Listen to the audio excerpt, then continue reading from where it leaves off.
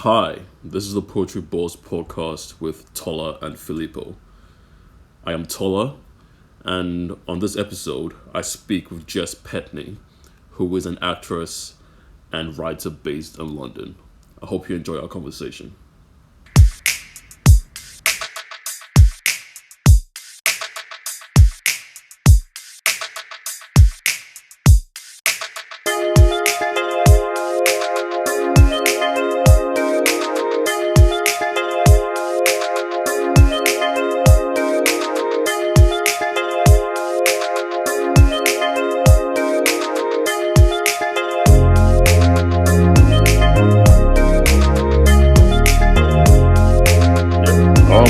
Take me from, let's say, April. So I think that's when the lockdown started.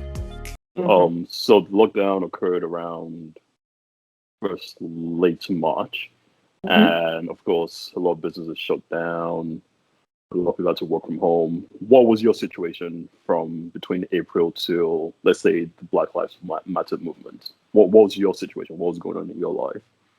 So at the time of lockdown, um, I had just finished, was just finishing a freelance job, and I was also working two jobs. One where I'm employed at the Bush Theatre, and another one where I was employed at the National Portrait Gallery.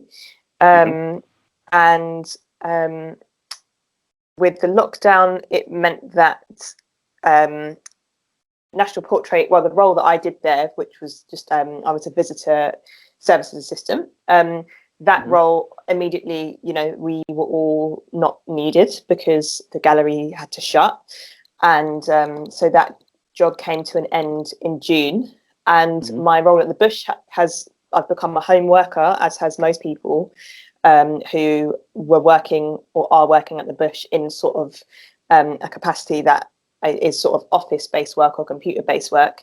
Hmm. And that's sort of been the case since since March, which is such a massive shift, going Absolutely. from being in a theatre with two stages and, surrounded by artists and creatives. And that's, the reason why people are there. People love the arts. So Hmm. it's strange to, have to adapt to work away from all of that. And also nobody really knows, I think, across the art sector as a whole, what it's going to look like in 6 months from now, in 4 months from now. No one really knows. It's such a different map of what we're used to.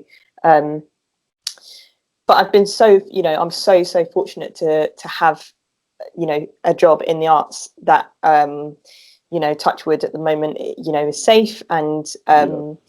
and there seems to be like a good morale, still, which is it makes such a difference, I think. Yeah. um so yeah, and then of course in the middle of that there was a furlough period, um Hmm. of, I think for me it was about 10 weeks all in. And I'm still at the moment part-time work and part-time furlough. Oh, So wow. yeah.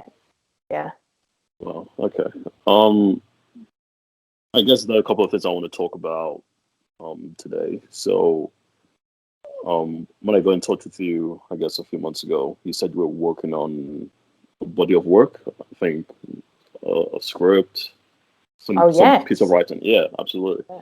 And so we're going to talk about that a bit. Um, of course, you're an actress.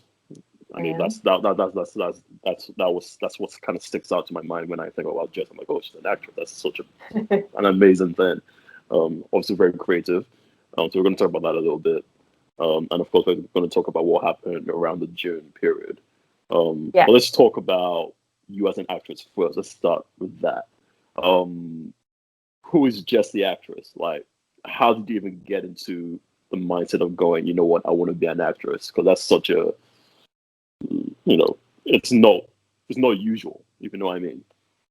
Yeah, it's not like the most conventional kind of career path, although it's something that we're all very kind of, it's very visible, and we, all of us listen to something or watch something, you know, the chances of us doing that every day are pretty high with how we live. Exactly. Yeah, I mean, to be honest, I was really interested in dance when I was a kid. I didn't have any, you know, formal like dance training or anything like that. I just really loved it as like a form of expression, and I think I really loved the kind of the playfulness of it and the creativeness of it, and that's what kind of opened my my eyes to just performance as a whole. And Right. So, and I what's kind of your ethnic cultural background? Are you? Because I know, are you mixed race? Am I correct? yes, yeah, So, I am. what's your background?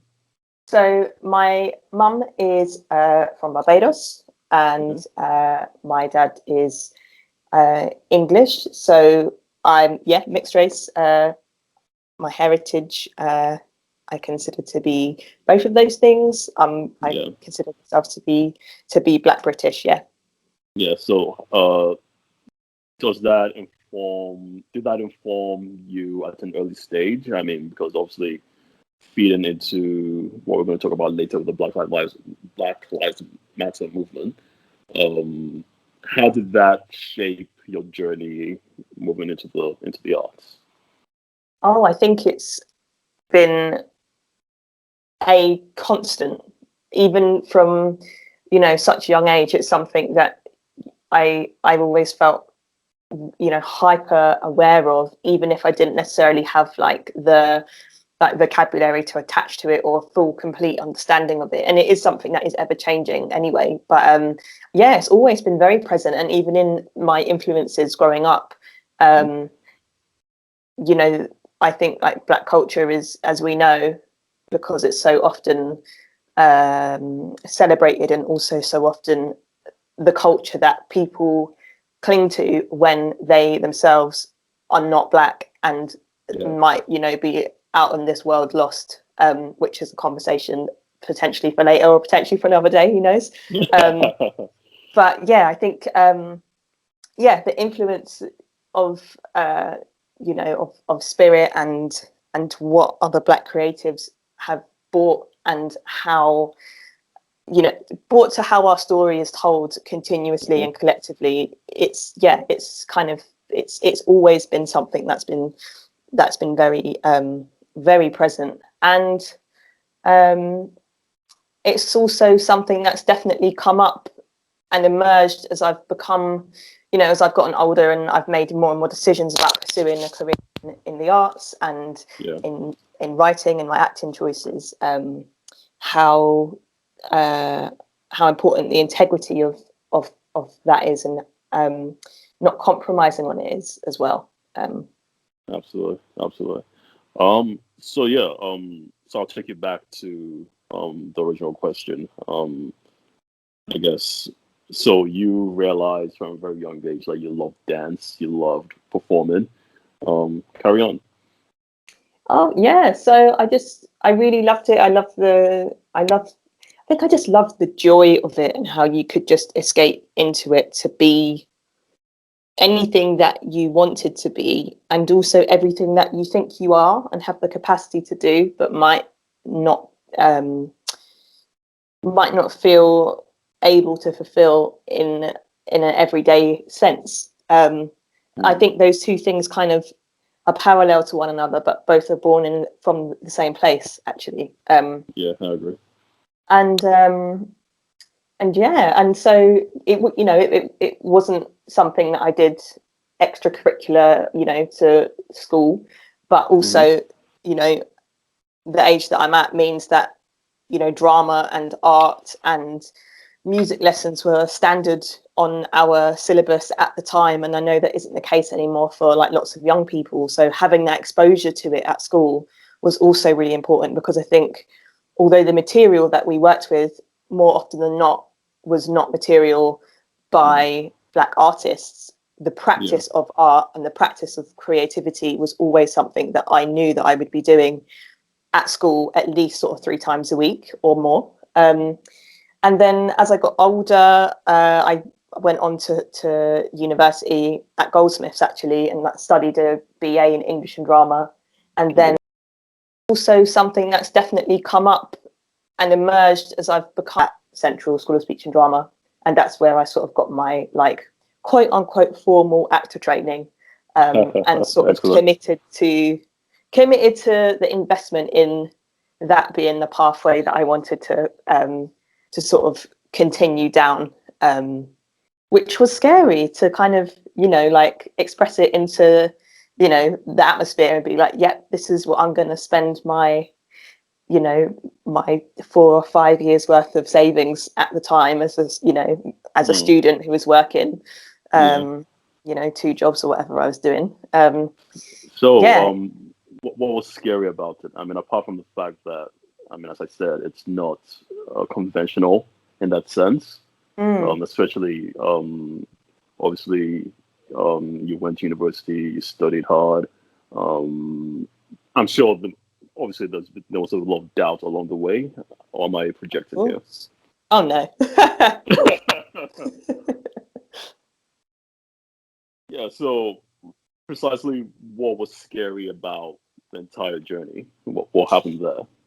I think one of the things, I mean, when I look back on it now, I realize how difficult I made it for myself. So, like, when I was at uni on my BA, I had 2 jobs, and I was also, you know, studying for this, you know, my undergraduate degree. And I said to myself, okay, right, in the height of all the kind of, you know, coursework stress of, you know, of doing any degree, I was like, right, if I don't get a first, then I'm not going to apply to do this master's. I just no. And I mean, for a start, like, why shoot yourself in the foot? You know, why? But I did, Okay. and it was just interesting how, although my motivation to try and get first, which was something that was really important to me to just do, wasn't solely motivated by me, you know, applying for a master's. It was just, I look back and think, oh God, you know, had I have not got that, would I have applied? It's so silly. So I think, what was the connection there? Because as you said, it seems like a lot of pressure that you put on yourself. What was the link between you getting a first and you applying for that particular master's? I think at the time I equated my justification for pursuing a creative life, Mm-hmm. by how well I thought I would be able to achieve in it. And it's so silly because, as we know, grades, you know, as important as they are in one sense, they are absolutely 0% the definition and the be all and end all of anyone or their life. And I just think Absolutely. I just used it, I think, because I was so terrified, I think, of, you know, getting to, I think, what, 21 at 20, yeah, 21 at that time, and being like, Yeah. oh, wow, yeah, okay, I'm going to be starting right from the beginning. I'm just finishing out, you know, this degree. I have absolutely 0 experience in acting. I know nothing about the industry. I know nobody in it in a personal capacity, and this is what I want to do. So I think I just made it hard for myself because I was scared to commit. But then, you know, after a couple of years, I applied for the master's program and got a place on the program, which you have to audition for. Oh, wow. And yeah, and again, it was the same, not the same, but a similar situation. I found the course that I wanted to do. I only applied for that course at that one school. Didn't Mm-hmm. apply anywhere else. I was like, it's here or nowhere, which again doesn't have to be the way, but Yeah. you know, but that's what I did. And So I'm gonna explain the logic behind that. I mean, I think I get it. I mean, like, first of all, I understand the pressure you put upon yourself to get the mhm, first, because I think you wanted to show that, you know, if I'm serious about this, I'm gonna do everything that I need to do to get that. yeah, So I understand that logic. It's hard, and it's yeah, you can say it was unnecessary, but you know, that's another thing. But you also said that you applied to one school. So why just one school? I mean, at the time, it was the only school that I could kind of imagine myself at based on the program that was offered, because I studied, my strand was screen, so I studied acting tailored Mm. for a screen program. So rather than having an end of year showcase where we put on a stage performance, we made films and sort of had a viewing of those at a cinema. So it was, the training that you're getting is very similar, very, very similar. But I like the technical element of the screen study, and I love film. We as a family, we went to the cinema on the weekends. We didn't go to I don't think I even went to the theatre that wasn't a pantomime until I was about 16. So it wasn't something that I'd grown up with in my childhood. In that sense, everything that I had understood about performance had come from TV and film. So I felt connected to it in that way. And I guess, it's a lot of money to do a course. And I'd saved for, by that point, quite a lot of years, and I just wanted it to feel right. And that was the only course that I could kind of picture myself on. And so I'm very glad it worked out. Absolutely. So what happened after that? So after getting on the program, that was a year-long program, very intensive, sort of 50 hours. I think it was 48 hours of contact time a week, excluding rehearsal time. So it was really full. Oh yeah, it was so full on. Monday to Friday? Monday to Friday, yeah. And about half of us on the program were working alongside that as well. That's incredible. So it was a very immersive, but I wouldn't have changed that for anything. And I think some of the the course really required you to bring everything that you had. And I felt very fortunate to be in a space with my teacher and with our class. I felt very, very fortunate to be able to bring most of myself most days, I think. It was really difficult but overwhelmingly great and in some ways life-changing experience. And then after that, I came out of school and I was like, how do I do this? And it took a little while, I think, to suss out, okay, so we have control as individuals, as creative people, what sort of art we want to make and what sort of actor or writer we want to be. And again, I think it comes back to that thing of integrity and trusting and believing in your gut feeling and sort of, like your purpose, I guess, and let that be the thing that guides you through like creative practices. Absolutely. And so there's been like a few things, some short films. We made a film and towards the end of our course, which was a really, really huge learning curve. That was like an entirely all-female cast and crew, which was great. Interesting. And it was such a great experience, actually. Was that by design, or was that It was actually, yeah. Okay. It was something that the three of us who were in that working group together on that project wanted to do. And I'm really glad that we did. I've made some very good friends out of it, and some of those people I've gone on to work with again. And it's just really nice to build, those nice like creative connections with people. And it's just that was really fun. I think of that very fondly. Wonderful. So what has it been like navigating in the industry since you left your studies? Obviously you say you've done a few things. But aside from let's put the racial side to one side for 1 second. What has been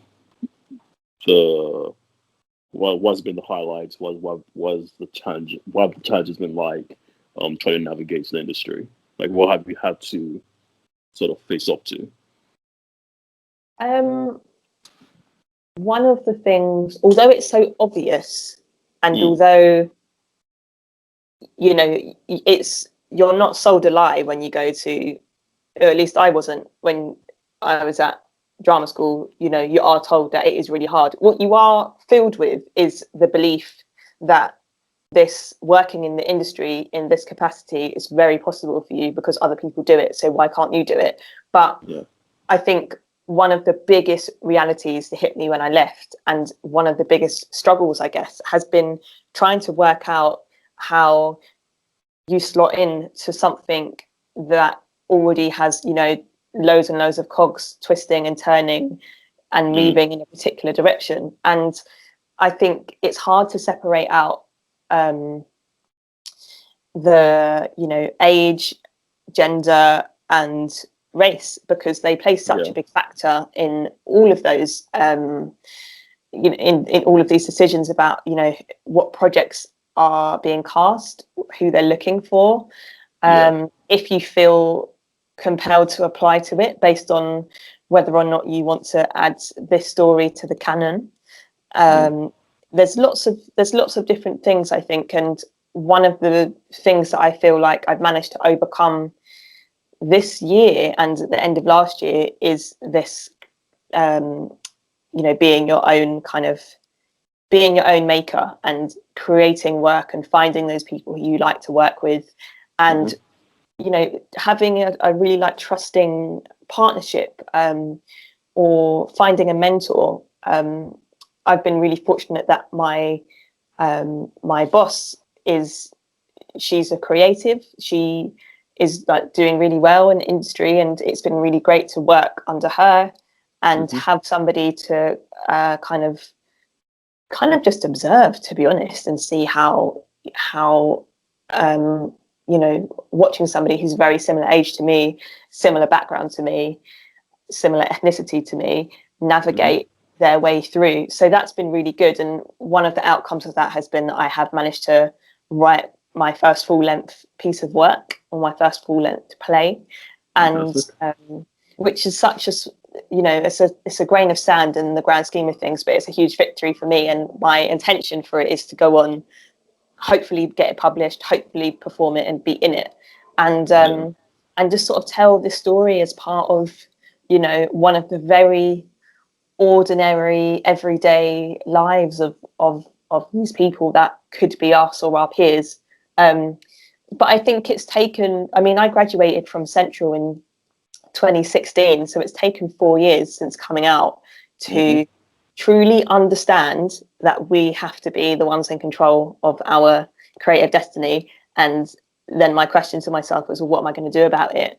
And this is a story that I've had an idea for most of those years. So let's write it. Let's learn how to write this play, and then see what happens. So yeah, that's probably been my biggest challenge. Mm.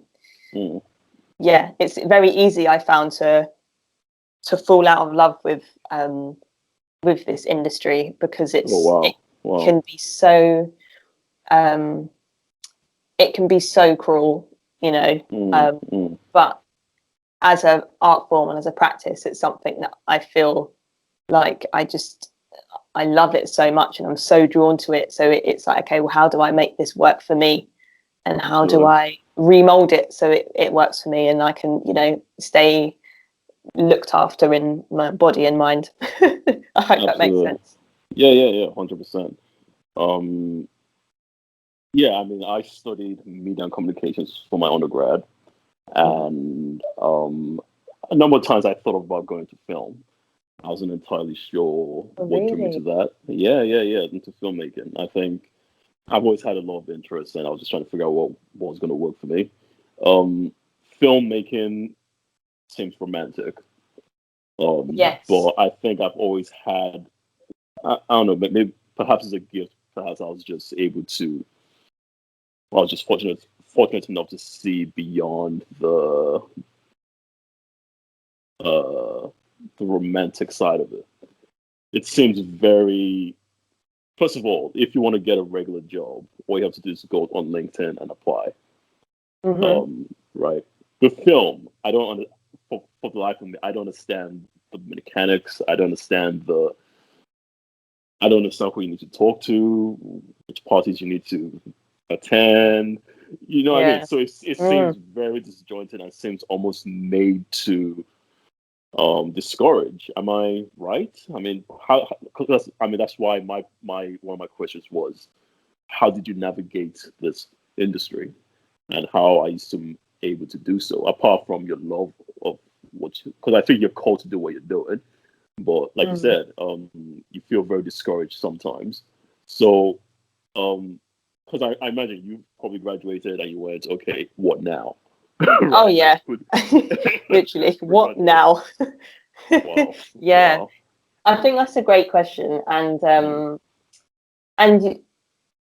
there are definitely mechanics to it. And to be honest, that's something that I've learned more from doing the job I do now, working in the theatre I do, and being a witness to how the whole operation runs than I did when I was studying on my course, because I was so tunnel vision. I'm here to study acting for screen, and I'm here to do this, this, and this. And everything that I was taking from the situation was about my craft.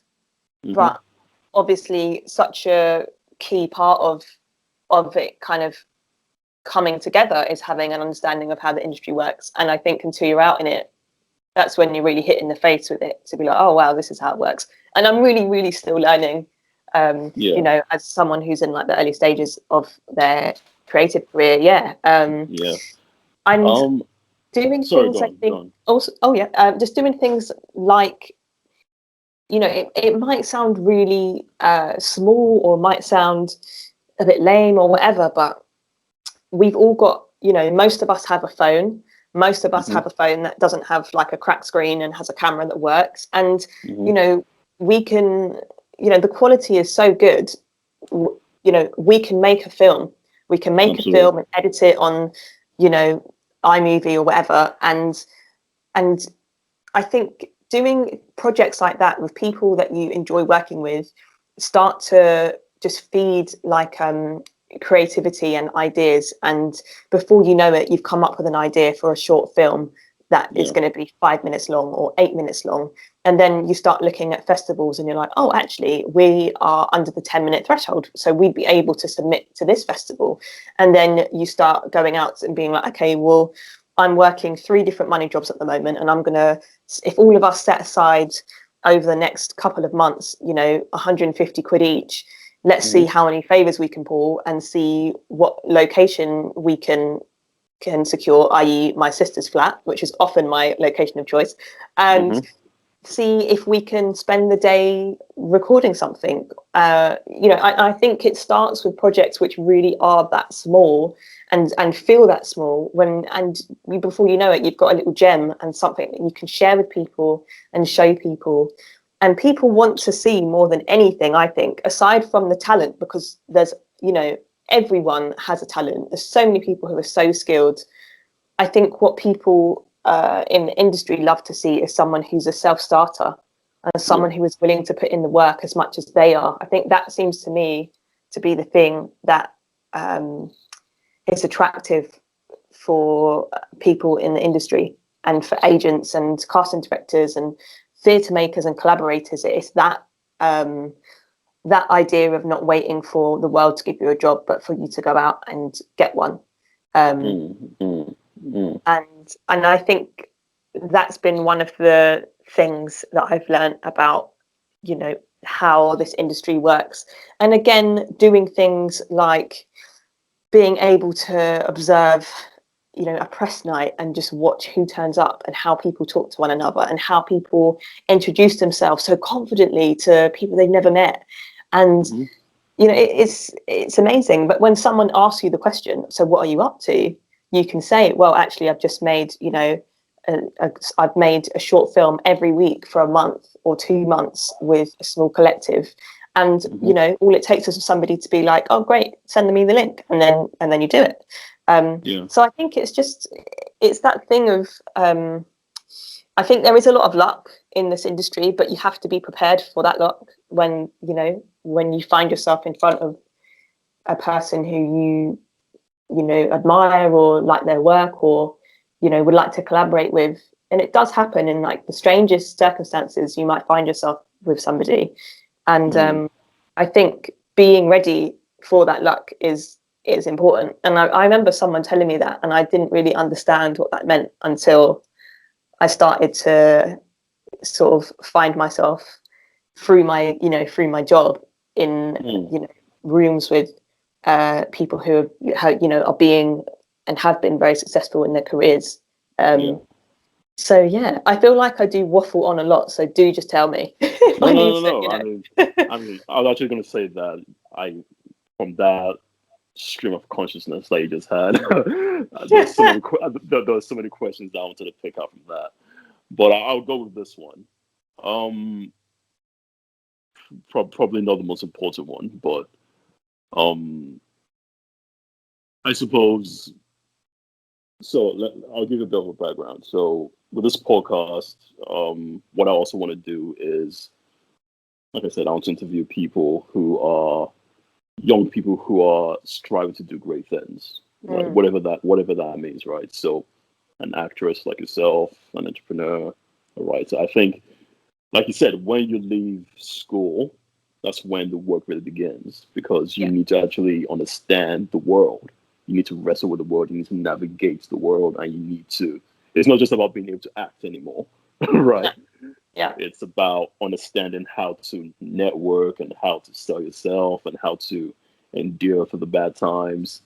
So that's a lot of that came out from what you just said. And I guess the question is, what do you think is the most important skill you've picked up over the last, I'll say, 4 years? The most vital skill as an actress? Oh my goodness. Oh, that's such a good question. Because you sound almost entrepreneurial to me, right? Because it's very much you're making short films almost every week. You're networking. You're you're putting money aside. I mean, you're like starting out basically. You're trying to figure it out for yourself. So is it your discipline? Have you been able to like hone in on that? Like, what is it that has really brought you to this point? Yeah. I remember I think it was our first or second week on on my master's, my actor training, when one of our lecturers or teachers said to us that we are basically a brand. And I just hated everything about it. I was like, that's not me. I'm not a brand, like blah, blah, blah.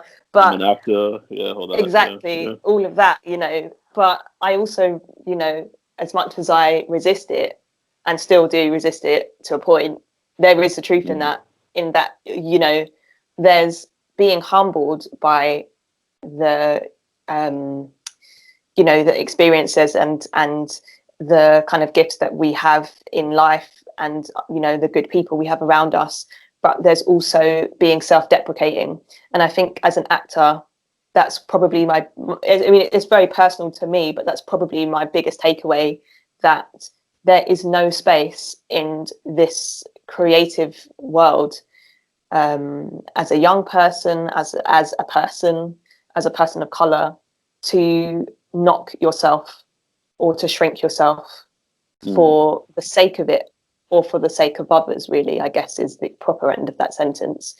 I think we are sometimes really afraid of our scope and our potential as people, whether we're that's in a creative capacity or another industry, and it can be quite overwhelming, I think, to sometimes believe in yourself and your talents. And I'm not like sitting here being like I'm the best actor ever.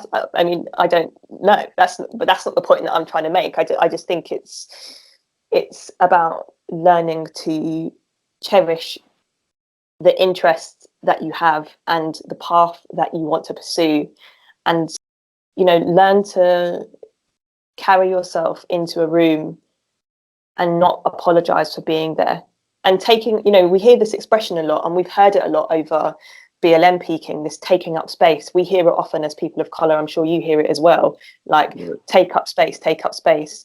and that isn't necessarily being the person who is the loudest or talks the most in the room. And having presence and bringing yourself and bringing your integrity to a space is a gift for everybody who is there.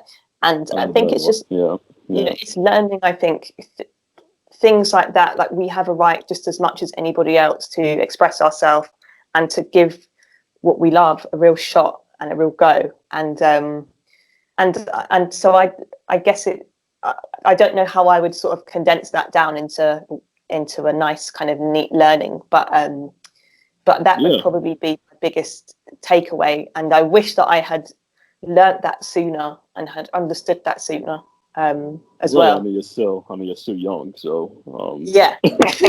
yeah. I mean, it's a point to learn it than not to learn it at all, right? So Absolutely, yeah. Yeah. I mean, I think that's a good segue into my next question, right? So, I think before we talk about your writing, because I'm quite fascinated about how you got into that.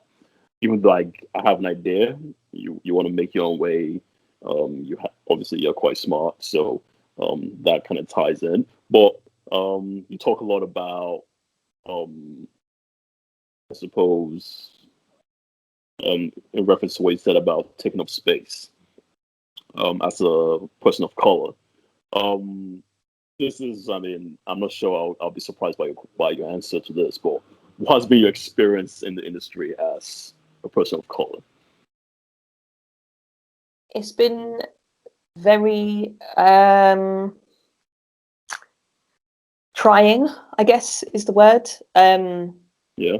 And it's you're being tested from the second you start education at any age. And when I started my master's, as wonderful as a class I had and as wonderful a course leader and teacher and acting teacher I had, you are still being tested by the environment of the institution and how the industry perceives you. And it's a challenge. Let me ask you a question. What is the So we know race is an issue, but what is going on, right? So I think what I'm referring to is what happened with George Floyd and what happened in Britain. I have to admit, I was a little surprised with the outpouring of grief and frustration in the UK, and also the stories I heard about what Black people are going through in the UK. But that's just me. I didn't think it was out of place. I just felt I didn't know it was as bad as it obviously is. So, what do you think is the main issue that we're struggling with in the UK? I think America is kind of obvious, but the UK seems a little more nuanced. What do you think is going on, and how has that impacted your career so far? Well, I mean, I think the outpouring of grief, especially for not just the situation of George Floyd, but I think the way that the UK, our relationship with racial violence and victims of racial violence in America is partly to do with us as Black Britons trying to grapple with our own identity as Black Britons and the way that our history is told. So I think one of the things that BLM has done so much good for is kind of shaking up the map of our own Black British history. And I think, with Black American history, African American history, there seems, I mean, in my mind anyway, there seems to be more kind of literacy and depictions and kind of artistic responses to our story stateside, as opposed to our story in the UK. Why is that? I guess the history is slightly different. Correct me if I'm wrong. Yeah, I mean, our history is a little more. Is a little okay? So within the UK, I know that there's a lot of passive aggressive engagement, right? So the people don't really say how they feel. People tend to be a little more nuanced with their approach. We don't like to talk about things out in the open, right? So that's what shocked, I guess, the society during the summer. Like, wow, this is actually going on because no one really spoke about it. Um, so is it that our history is slightly different here, or is it our culture is slightly different? What's going on?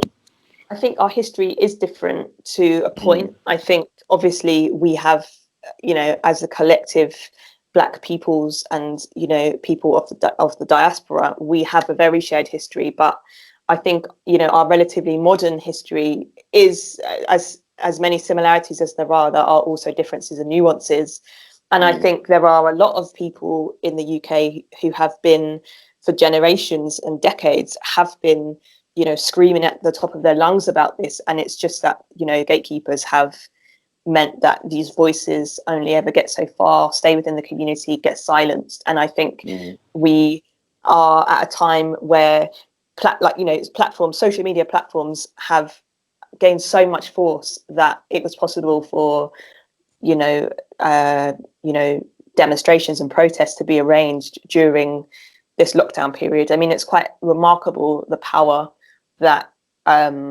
these platforms have, and that communities are finding themselves kind of coming together over. mm, mm, I, I don't think there is one central issue. I think there's so many different facets to it, and I think a lot of the challenge that we face is how we move forward from here and how real change is made from here. And there's a lot of different opinions on that. And, I know a lot of that also requires money to mobilize. That's a real thing. so by money, you mean, do you mean Black people being financially uh, empowered? Is that what you mean? uh, yes, in a sense, and also groups and organizations having the money to invest back into the organization, and therefore its people, our people. um Right. you know I, um I think it's as much force as something might gain, as a movement might gain, or some of these amazing charities that have been running for years have come into the limelight, and they've been receiving a lot of donations over lockdown. It's about how do we make this last, and what is its future life, and how is that money going to be invested back into our people, and what Wisely. other organizations who already Yeah. have money and financial backers, you know, regularly and kind of, permanently, how do they kind of realign themselves, not in a way Okay. that's, fake or anything, but how do they Sure. realign themselves with some amazing kind of groundwork that's going on? Uh, I always feel like I never explain what I mean no, no, no, very no. well, No, but you did. No, you did. You did. I think which also brings me to my next point, or my next question, which is, um, going back to your industry and your personal experience. What would you like to see manifest in the creative industry? So, in your position currently, mhm. what sort of shakeup would you like to see? I assume the actors of color have to compromise on depictions and what have you. Um, but beyond that, I mean, what sort of shakeup would you like to see in the industry that would make, I guess, the future generations uh, have to struggle a little less? um I think it doesn't sound like it's related, but I think having a black curriculum would change a lot for are really young people who are, in primary school and junior school and just going into secondary school. I think you know, sitting in an English class and picking up a book of poems or a novel written by a Black writer, a Black author, a Black poet, or studying a Black artist, or, Black music, it would be so amazing if it wasn't just. So you basically mean a more substantial integration of cultures rather than superficial stuff of the black guy in the advert, that sort of thing, right? Yeah, because I think being able to see yourself at that age when you're so impressionable, to be able to walk into a drama class with your mates and pick up a piece of work that's been written by somebody who might be 10 years older or 15 years older than you, and the people in the script talk like you and your mates do, or come from the ends that you and your mates do. Like, I think it would just be so. I just think it would. I think people underestimate the power of seeing yourself in anything at a young age, and I think that's how the industry changes. Because I think for generations who are at that school age and still have a lot of years in the education system, I think that's where, when you get to 16 and you start, thinking about what your interests are and what you might want to pursue in higher education. So therefore, you might future generations become a reality because you have something to touch, something that's tangible because you've lived it. So I think in terms of changing our industry in the long run, I think it does actually start way back at school when you've got music lessons and art lessons and that sort of thing. I mean, I like that. So it's essentially as I said earlier, you're looking at let's start from the very beginning, right? Yeah. So young people need to be able to see themselves. And I suppose because they're the future, right? So they're the ones that are going to end up making the decisions. They're going to be in the halls of power, right? Yeah. So they need, and it will be the norm, right? Exactly, and I think it's establishing the norm, and it's all I know that BAFTA and Oscar and other kind of huge giant kind of film and telly organizations are introducing these new kind of things about kind of clauses to make certain films and TV programs. Is that enough? What, sorry? Is that enough? Do you think it's superficial? Because I'm not sure I buy it. I mean, I think. What's your thought on that? I think whether it's superficial or not, this is such a diplomatic answer, but whether it's superficial or not, I do think that the work has to be done, and I think it's always going to be a very awkward and very uncomfortable start.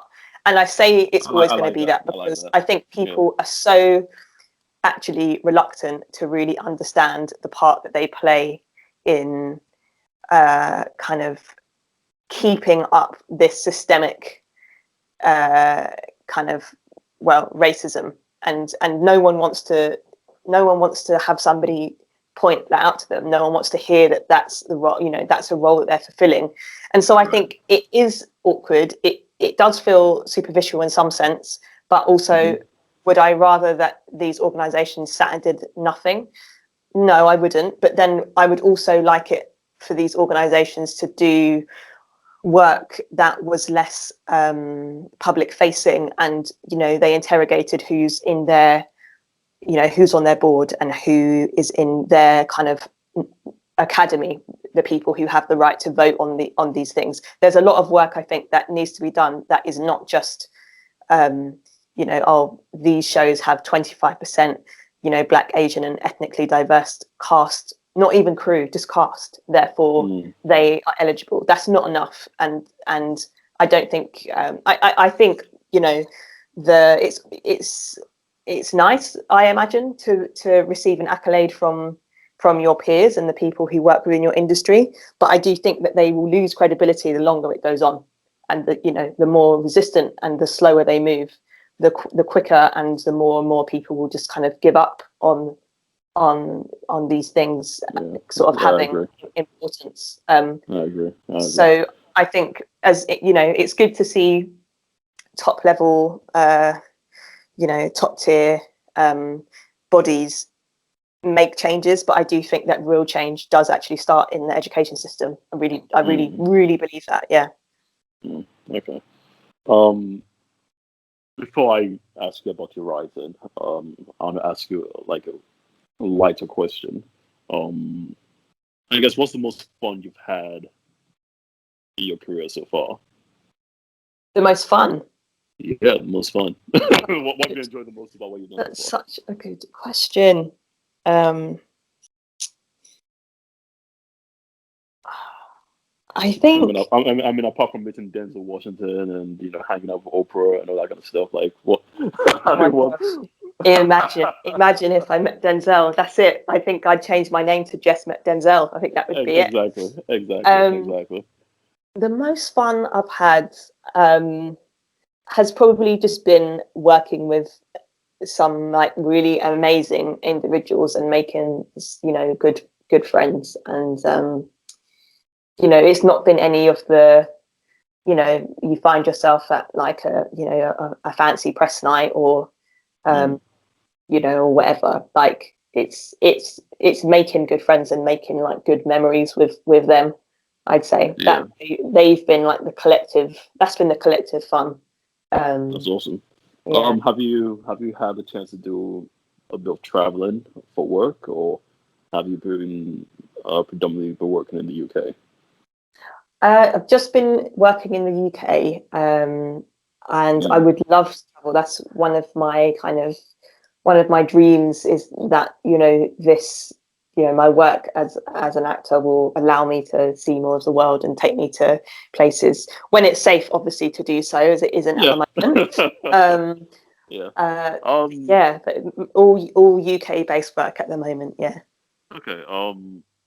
So do you have the aspiration to move to California, or do you believe that you can build something in the UK? Well, me and a friend of mine talk about this quite a lot, because I think the UK loses a lot of talent, especially a lot of young black talent, to the States, because the industry and the opportunities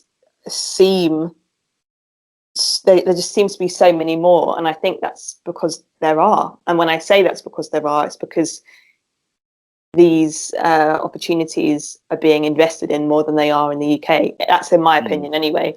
So I think more needs to be done to keep our our talent, our young people of colour specifically, in the industry in the UK. I mean, it's not a good look to have your top creatives leaving and then never returning, when the money and the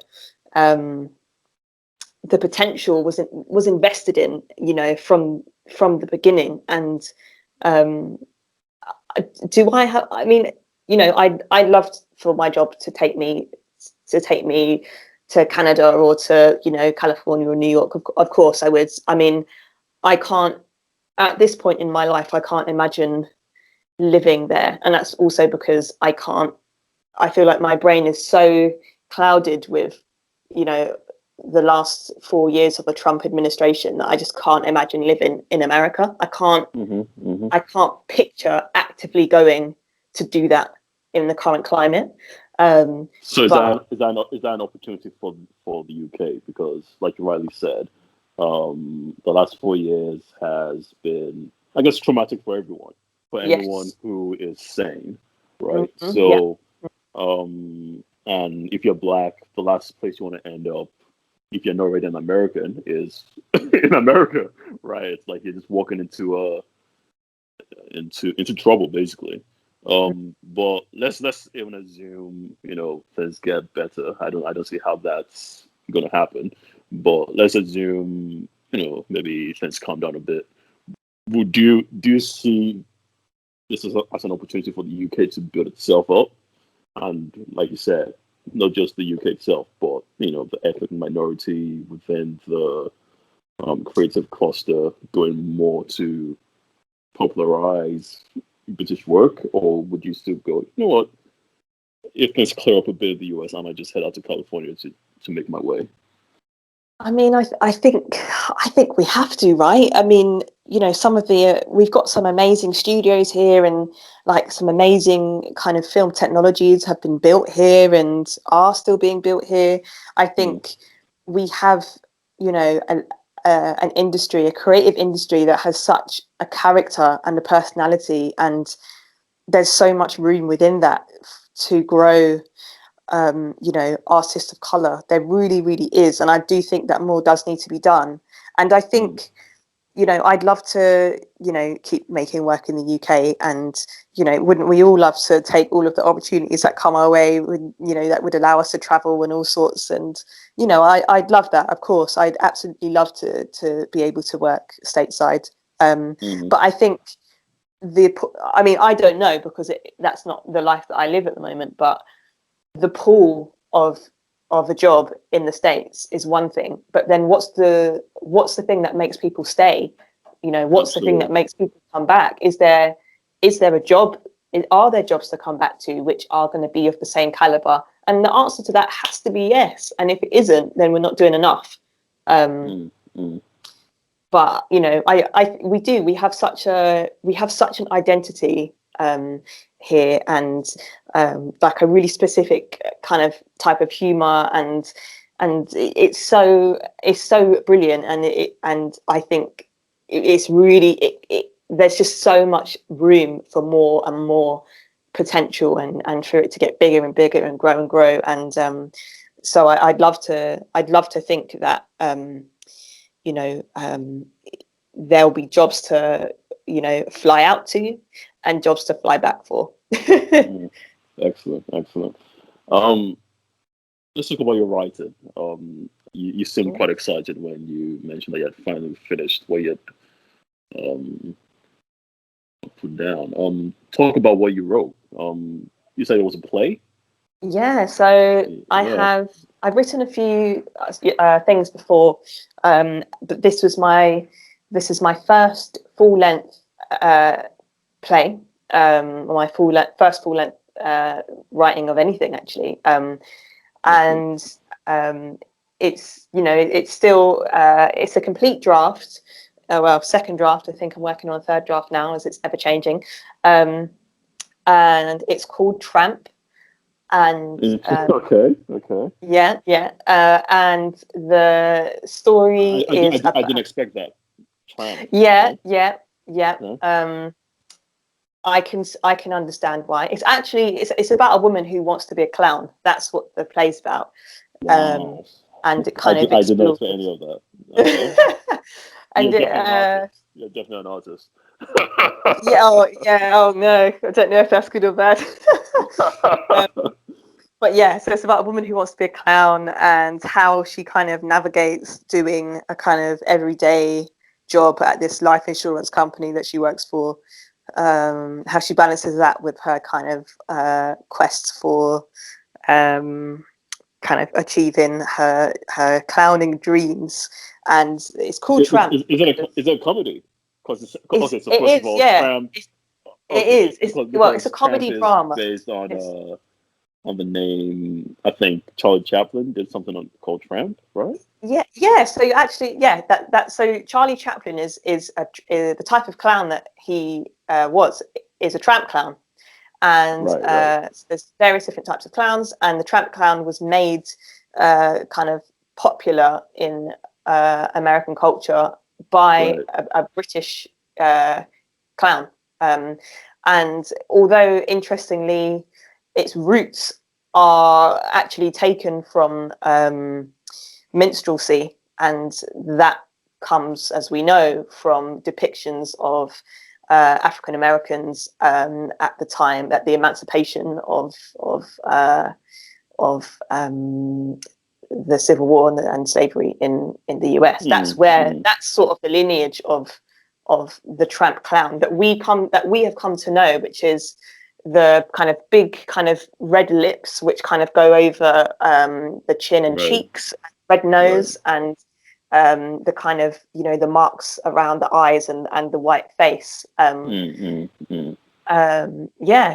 Charlie Chaplin was a tramp clown, and so that's why I chose the word tramp for the title, and also just like generally like the history or the etymology, I think is the correct words of the word tramp is interesting. Like, it means a wanderer, a vagabond, a promiscuous woman. There's all of these different kind of definitions of this. And so I was like, well, there we go. That's my title. It was unnamed. It was just called Clown Project for about, time. And I was like, I really need to decide on what this is called. So that's how I kind of came to call it that. But so it sort of explores that theme of wanting to fulfill dreams and things like that. All right, so I assume that you're the central character loosely. Yes. Okay. Because I do think that is the story of, interestingly enough, I think it's a story of modern youth, right? So like you're working in an office-like job right now, where you're creative and you have these aspirations of doing this and doing that with your creativity, with your acting, with your writing. That's not an uncommon story. That's very much something that's the situation I was in, kind of still am. A lot of people go, you know what, I'm doing this, but I'd rather be doing that. So it sounds like a very universal or timely story, actually, which is wonderful. And I hope so. I mean, I think there's, in the ways that I hope to kind of grow this piece of work and let it kind of have a life in whatever form it will. The story itself is an ordinary story about ordinary people doing ordinary things, and I think there's so much like beauty in that, and so many interesting things in that, but it is just normal people going about their business, and and I hope that it is something that people can relate to eventually whenever it gets kind of unleashed on the world. And that's another nice segue. How does a creative like yourself get funding for their projects? I mean, if someone can tell me, no, I mean, I think that's on. I mean, truth be told, that really is something that I don't know tons about. I mean, I know this is all obviously my understanding of this is all in a pre-COVID context, but I know that people can apply for bursaries, they can apply for Arts Council funding, people can submit scripts to open submission windows at different theatres. If they're making films, when I was in my group at Central and we made our short film for our sort of thesis at the end of our masters, we had to kickstart that money, and so we had to raise it between us, and and there's still a lot of that goes on, especially I think in the film world, but there are some amazing writing opportunities and bursaries that exist, and I think things like subscribing, as simple as it seems, subscribing to to these sort of newsletters also help, just so people are aware of when submission windows might be open, and that sort of thing. Reaching out to theatres, reaching out to schools that might be looking for a director or a writer to come on board and create a piece of work for their cohort. I think there's the financial funding element is obviously undeniably really, really key. But I think it's also being able to build the relationships with institutions, organizations, and people who might be able to help open a door as well.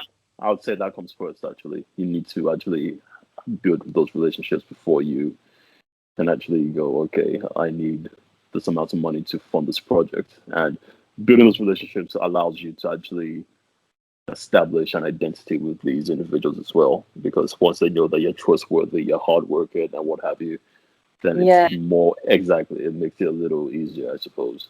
And honestly, one of the people who is like a big inspiration for me is your wonderful sister, actually. Oh yeah, I was wondering Who, if it was going to come up. oh yeah, I mean, of course, I'm obsessed with her. I But know, I you know, know. I've known her for many years now, and watching her grow her empire from what started out as a newsletter to the full vegan Nigerian experience, cookbooks, masterclasses. Yeah, It's quite amazing to watch somebody really do kind of, that. Absolutely, it really absolutely, is, yeah. absolutely. It's And you interesting know, because I think a while back we're talking about you accident. Interesting enough, and she was going like, you know what, Jess is so talented. She just needs to put herself out there a lot more. mm. And I was like, yeah, she was like, I was like, okay, interesting enough. I mean, because obviously, like you said, you guys know each other, so I guess as you're watching her, she's watching her and is going like, just needs to just go out there, because obviously she sees um the same thing in you, I suppose.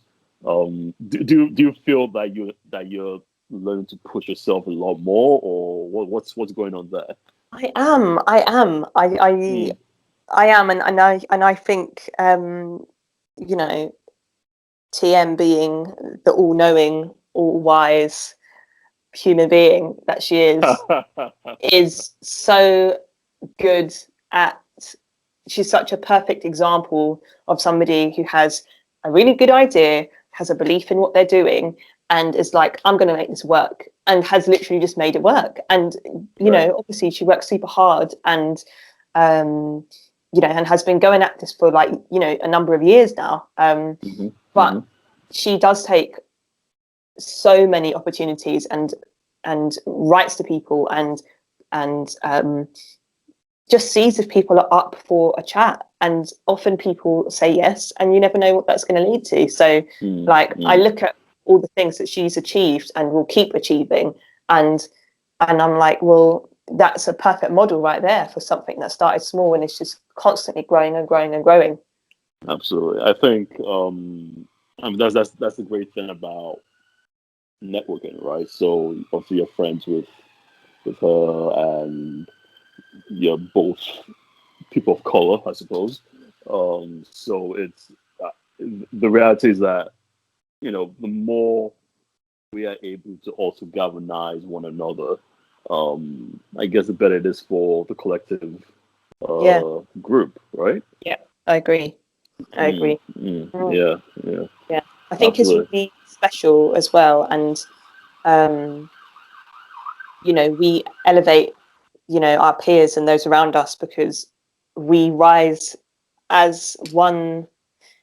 We rise as a generation and as our wider collective, and that's an amazing thing to see, and to it's a network which is definitely never to be underestimated. Me and TM Absolutely. work in totally different industries, entirely different.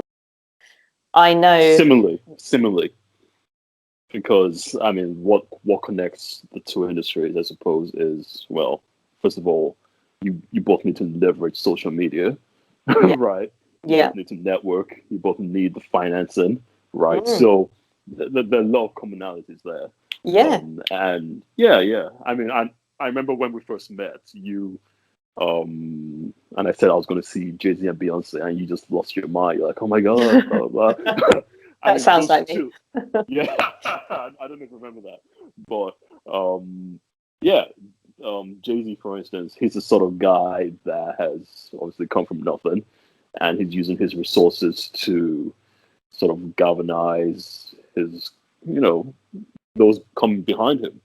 And I think that's a perfect example of someone who's actually, you know, using his leverage and his resources to mobilize those around him. So I think like you said earlier, within the UK, I know that a lot of people doing a lot of great things. I mean, you're doing your thing, Tony's doing her thing. I think, and it's too early days as well. So I think we do need to do more of that in this society, rather than, like you said, assuming that we need to go to the US to do that. Yeah. Mm. Mm. Yeah, absolutely. And I think it's, everyone is motivated by different things, and people's purposes are different and vary, and that there is something really defiant, I think, about investing back into your community. Yeah. And something that's really, like, how amazing for that to be, someone's ultimate legacy. Yeah. Yeah, so I'll ask you this final question, so I don't keep you for too much longer. Considering all that you've gone through, your career journey, your personal journey,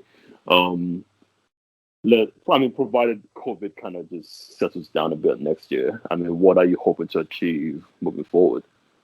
Like, what's your goal?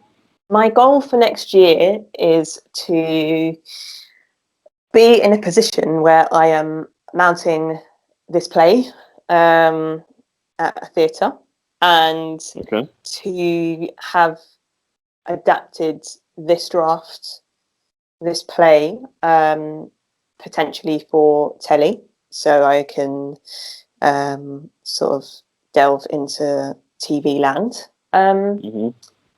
And I hope to do more of what Tommy says, which is, be bolder, and for all of us to, like, put ourselves out there, more.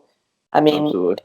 This year more than ever, I think we've understood that time is just a whole madness, and I for one have had a lot of time to think about what it is that I love to do and what I want to keep doing, and so I hope that I spend more time next year doing that.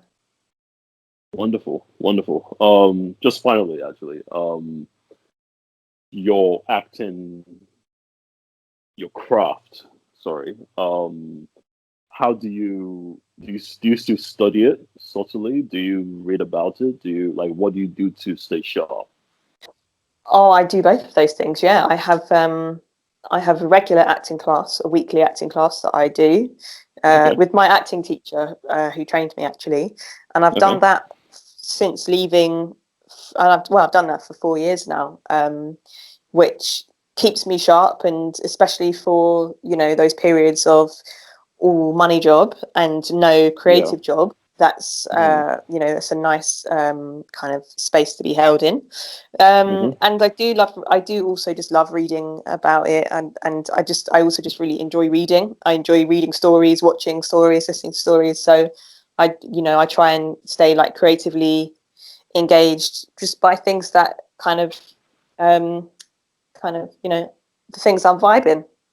Yeah. Wonderful. Sorry, I think anytime you answer a question, you always spark another question in my mind.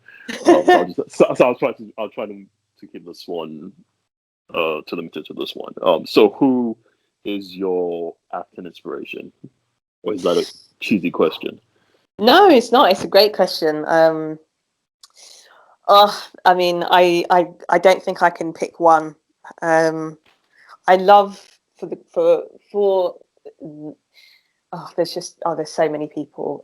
I love Robin Williams, incredible permanent inspiration of comedy and drama, and walking that tightrope of those two things at any one time, just absolute master. Denzel is a masterclass in watching a superstar actor play an everyman. Incredible. Absolutely. Gift upon gift. Viola, anything that she does, it's wonderful. the world just I just watch and I'm like, yes, whatever you say, whatever you say. Just amazing. I mean, the list is, there's also an actor who I adore, Omar Sy. He's a French actor, and he is in one of my favorite films. And I'm going to butcher the title because I don't speak French, but it's Intouchable, which is based on a true story about a guy who becomes the carer for a guy who's from sort of the French equivalent of the projects, the housing projects. He becomes the carer for a very rich paraplegic man, and it follows their story and their friendship. And I absolutely love it, and he's an incredible actor. That sounds familiar actually, because you know what they remade it. With Kevin Hart, right? Yeah, right. So they remade it with Kevin Hart and Bryan Cranston, and I think Nicole Kidman. And I haven't watched that one, but it is based on the French film, and it's beautiful, and he's an incredible actor. Yeah, there's just so many.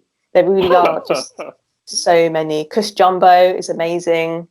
The list goes on. Fantastic. Well, I think we'll round it up there. I mean, thank you so much, Jess. I mean, this was wonderful. Thank you. It's been a pleasure.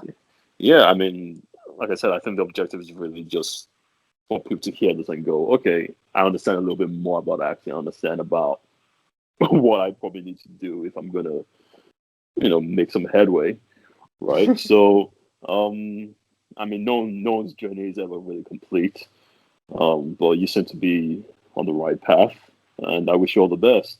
Let's keep going. Thank you so much. Yeah.